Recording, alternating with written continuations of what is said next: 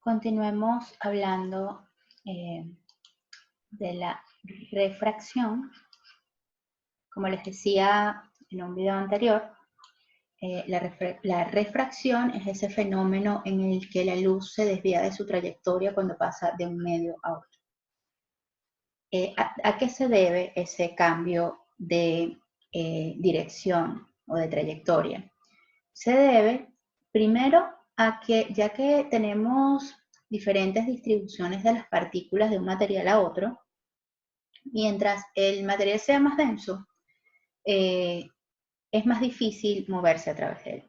Quiere decir que la velocidad de la luz va a disminuir respecto a un medio menos denso. Nuestra velocidad de referencia es la velocidad de la luz en el vacío. ¿Bien? El valor de la velocidad de la luz en el vacío la representamos con la letra C y es una constante, es 300.000 kilómetros por segundo. Este no es el valor exacto, pero es una muy buena aproximación. Vamos a utilizar siempre 300.000 kilómetros por segundo como C, que es la velocidad de la luz en el vacío. Porque algunas veces dicen, C es la velocidad de la luz, pero la velocidad de la luz en el vacío, porque esa velocidad va a variar si lo cambiamos de medio.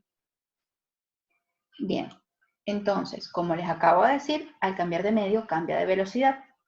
Al cambiar de velocidad ya no la vamos a llamar C, la vamos a llamar V sub I. En ese subíndice I, ahí vamos a colocar el medio que estemos trabajando, agua, vidrio, cuarzo, etcétera. Cualquier medio lo vamos a colocar allí en ese subíndice I. Entonces, se ha establecido un cociente, una división, que relacione la velocidad de la luz en el vacío con la velocidad de luz en determinado medio, y ese cociente es el que se conoce como índice de refracción. La mayor velocidad registrada para una partícula es precisamente la velocidad de la luz. ¿Okay? Entonces, en el vacío, y si nada se mueve a mayor velocidad que la luz en el vacío, quiere decir que todas estas V sub I van a ser menores a C. De tal modo que los valores de NI van a ser siempre mayores o iguales a 1. La velocidad de la luz en el aire es muy parecida a la velocidad de la luz en el vacío. No es exactamente igual, sin embargo, es una buena aproximación. Entonces, si esas dos velocidades son iguales, ahí tenemos nuestro límite, que es donde el índice de refracción es igual a 1. Bien. Esas velocidades han sido registradas para la mayoría de las sustancias conocidas que permiten el paso de la luz, y están todas en una tabla. Se les voy a mostrar algunos de esos compuestos o de esos materiales con los que más vamos a trabajar durante el curso en una tablita. Bien, entonces quedamos en que ese índice de refracción va a ser igual a la velocidad de la luz en el vacío entre la velocidad de la luz en determinado medio. Luego sabemos que las velocidades del primer video, la velocidad se puede calcular como longitud de onda por frecuencia. Entonces, la velocidad en el vacío va a ser longitud de onda en el vacío por frecuencia, y la velocidad en un medio determinado va a ser la longitud de onda en ese medio por la frecuencia. Si se fijan, la F no tiene subíndice ahí. ¿Por qué? Porque cuando ocurre la refracción hay un cambio de dirección, hay un cambio de velocidad, hay un cambio de longitud de onda, pero la frecuencia no cambia. Y si las frecuencias son iguales, las podemos simplificar.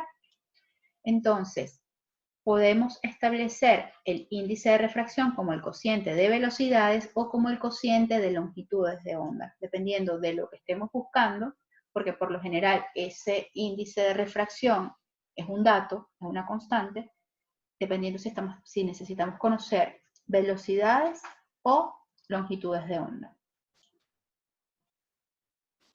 Veamos la refracción de una manera un poquito más gráfica. Okay, tenemos dos medios, medio 1 y medio 2. El medio 1 siempre va a ser el medio por donde está llegando el rayo. Entonces, en el punto donde llega el rayo, ahí trazamos la normal, formando siempre 90 grados con la superficie. Y una vez que atraviesa esto, este ángulo y este ángulo no son iguales. Dependiendo de la relación que haya entre un medio y el otro, entre N1 y N2, dependiendo de esa relación, ese rayo se va a alejar de la normal o se va a acercar a la normal. Entonces, al igual que en la reflexión teníamos dos leyes, en la refracción también tenemos dos leyes. Las primeras son muy parecidas. Es los dos rayos, en este caso va a ser el de incidencia y el de refracción, y la normal, esos tres elementos se encuentran en el mismo plano. Esa es la primera ley. Y la segunda ley habla de la proporcionalidad que hay entre esos índices de refracción y los ángulos de incidencia y de refracción. Esta relación que está acá, la que acabo de marcar, es la que se conoce como ley de Snell. La ley de Snell también se puede representar como cocientes, ¿ok? El seno del ángulo de incidencia entre el seno del ángulo de refracción va a ser igual al cociente del índice de refracción del segundo medio entre el índice de refracción del primer medio.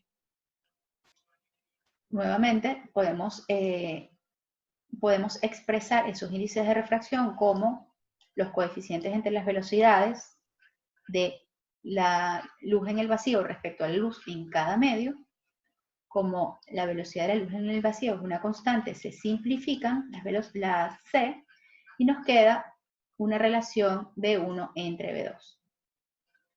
Entonces podemos establecer relaciones entre los ángulos de incidencia y de refracción con los índices de refracción de los medios y también de cualquiera de estos dos con la velocidad de un medio al otro.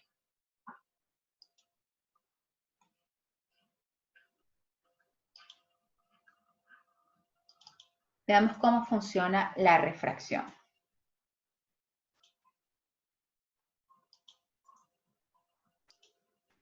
Bien, si vemos acá, vamos a tratar de entender esto desde lo que percibimos hasta lo que realmente ocurrió. Supongamos que tenemos un rayo que está llegando hasta nuestro ojo. Bien, nuestro cerebro está acostumbrado a que ese ángulo reflejado va a ser igual al ángulo de incidencia. Bien, o directamente que ese rayo viene desde acá atrás. Básicamente eso es una ilusión óptica. Nos está llegando un rayo y asumimos que ese rayo viene en línea recta, porque ya nuestro cerebro está adaptado a esa trayectoria recta de la luz.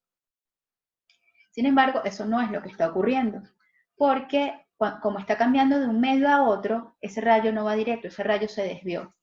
Entonces, el rayo proviene de acá y al llegar, al hacer el cambio de fase de un medio al otro, se desvía y llega hasta nuestro ojo. ¿Bien? A ver.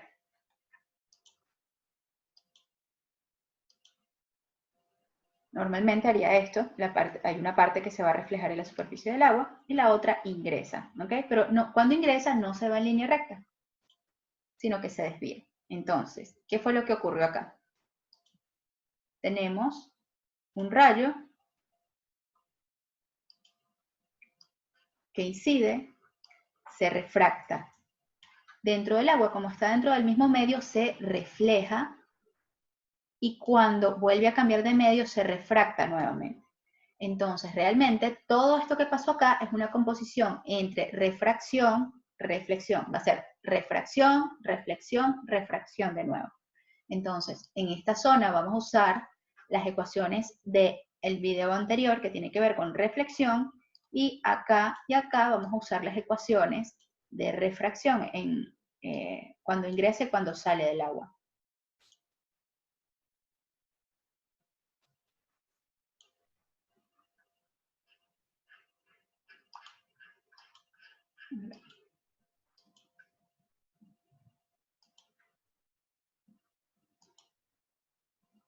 Veamos un poco la geometría de acá.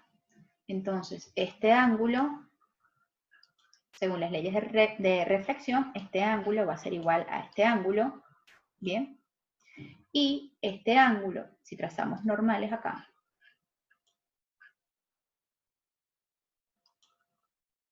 si trazamos una normal acá, este ángulo y este ángulo van a estar relacionados a través de la ley de Snell, al igual que este ángulo y este ángulo. Bien, entonces, si nos damos cuenta, haciendo un poquito de geometría, este lugar o esta ilusión óptica donde se supone que está la moneda se va a llamar profundidad aparente y esta va a ser la profundidad real. La clave de esto es trabajar trigonometría. Imaginarnos que tenemos un triángulo, ¿bien? Este triángulo para la profundidad real, y cuando nos toque trabajar con la profundidad aparente, trabajamos con este triángulo, ¿sí? Esos dos triángulos que tienen en común la base solamente, ¿ok? Bien, entonces esta base va a ser opuesta a este ángulo y esta base va a ser opuesta a este ángulo más pequeño, ¿ven? Entonces, haciendo uso de esos dos triangulitos, podemos ver cuál es la diferencia entre la profundidad real y la profundidad aparente. La profundidad aparente va a ser este cateto hasta aquí, y la profundidad real va a ser este cateto hasta aquí abajo. ¿Okay?